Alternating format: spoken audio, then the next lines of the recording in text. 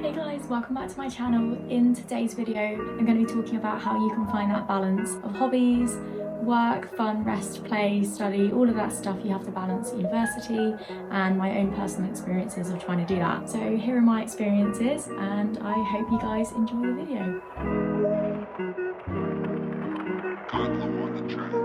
So first things first, I just want to apologise for being a bit absent for the last month. I have been definitely testing my limits of trying to find the balance. I have had mocks in the last couple of weeks, so I've been preparing for them pretty much since Christmas and over the 6-week break we get, so that was quite a lot of work to deal with. I then went home for a little bit. I went home on Christmas Eve, I came back on the 2nd of January, so I've been in Cambridge for a while, but I've just been really busy with mocks and getting back into all of the crazy things that go on once term starts. But I'm finally back, I'm back on YouTube, and I'm really excited to get going. So for this video, as I've mentioned, I'm going to be talking about how you can find the balance and whether or not it's even possible to get a balance at university, in particular at medical school or at Cambridge.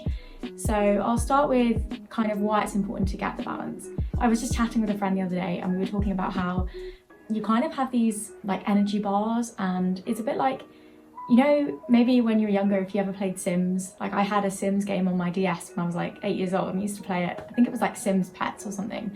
And the character has like bars, like they have a sleep bar, like a food bar, a hygiene bar, and the bars get depleted if you don't look after your sim, and you have to keep all of the bars at a certain level, otherwise they get like really tired and groggy and it's not good.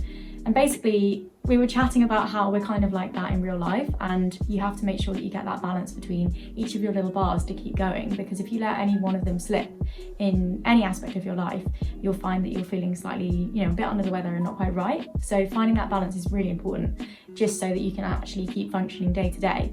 Even if you've got things like, okay, you're sleeping enough, maybe you're eating well, but if you're not getting any social interaction and you're not getting any satisfaction from your work and you're not taking care of yourself in terms of hygiene, some aspects of your life are going to be lacking. And so finding that balance is really, really important, especially at university, because you've got so much to think about and it's a really exciting time of your life. So it's really important to make the most of it and make sure that you're happy and healthy and can enjoy it to the max.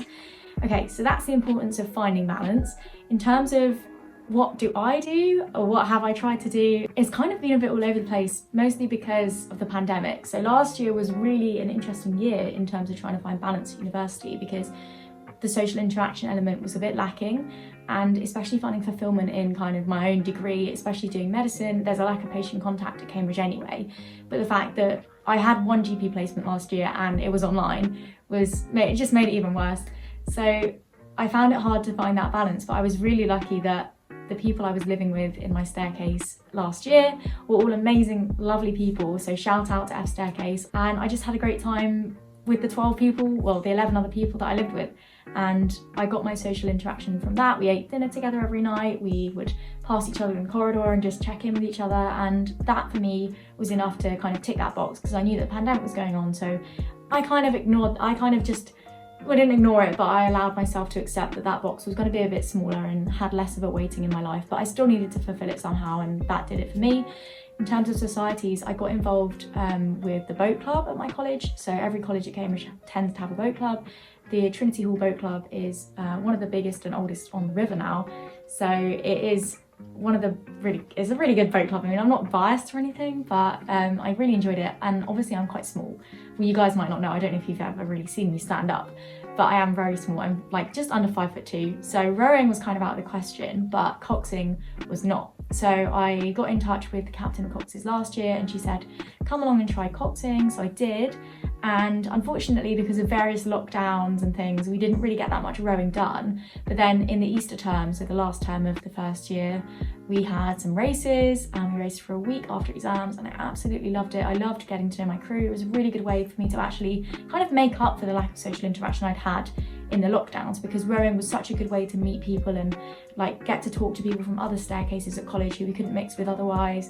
So I made a lot of friends through rowing, and I don't look back and regret it at all. I just think it was kind of essential for me to fulfill that little social interaction box, as well as hobbies and getting out in the fresh air. It got me up early in the summer. I just loved it, and looking back on first year, that was definitely the highlight of my first year at Cambridge. Other things I do besides kind of physical stuff, so rowing, well, not really for me because I'm cox, I just sit there, but I have to cycle to the boat club, so I don't know if that counts.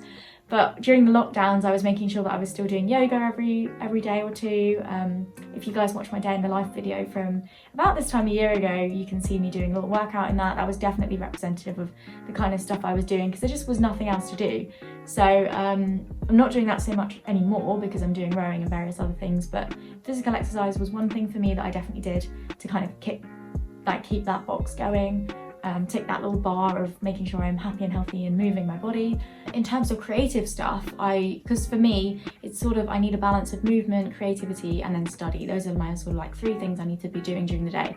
So creativity, obviously I do YouTube, and that's really important to me. I really like being a bit creative and arty and editing, all that kind of stuff. I really enjoy it.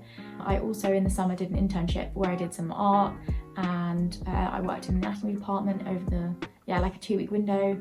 I was doing watercolours of skeletons and stuff like that. It was really good fun, and it kind of linked my love for medicine, my love for art together. So that was really good. Like, spending time with people is really important for me as well. So even in the middle of lockdown, I make sure I call my family at home quite frequently. I call friends. All of that's really important. And I've been really lucky this year in that I'm living with 3 other girls who are absolutely, oh my gosh, they're the loveliest people I've ever met, and they take good care of me, and I hope I take good care of them back. But I don't know really where I'd be without them this year. They've just been my absolute rocks. So shout out to the girls I'm living with. I wouldn't change them for the world. Oh, and then a couple of other things in terms of personal progression. I'm on a uni-wide committee called Healthy Planet Cambridge, which is kind of related to my degree in a way, but it's not anything I've learned about on the curriculum. So it's making sure that for the future of the UK and for the future of the planet, we make sure that healthcare becomes sustainable, that it's taught about to medical students, the impact of global warming on medicine and just health in general. So that's a little society that I'm part of. I'm the events officer for that. So there are definitely other things I'm doing besides just being sat at my desk and doing my degree. And then other stuff like hygiene, food, like taking care of yourself in that kind of very basic human level of looking after yourself. I meal prep, so I had like a day or 2 at the beginning of term where I just spent the entire day in the kitchen cooking. So I don't need to cook at all for the entirety of term, but they're like all home cooked food. So I've got like veggie curry, Thai green curry, chili, lentil ragu, lentil bolognese, loads of stuff. So I'm all set out for food for term. I know I'm going to be eating well without actually having to think about cooking, so that's really good.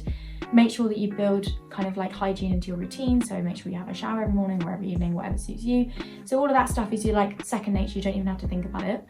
And then communication is the kind of last thing that's really important for trying to find a balance. Make sure that if you are struggling at any point, you're communicating that to other people, so maybe they can like flag it with you. Oh, you know, Louisa, you're looking a bit tired today. Are you okay? You know, you said you were going to go out rowing and you haven't. Are you okay?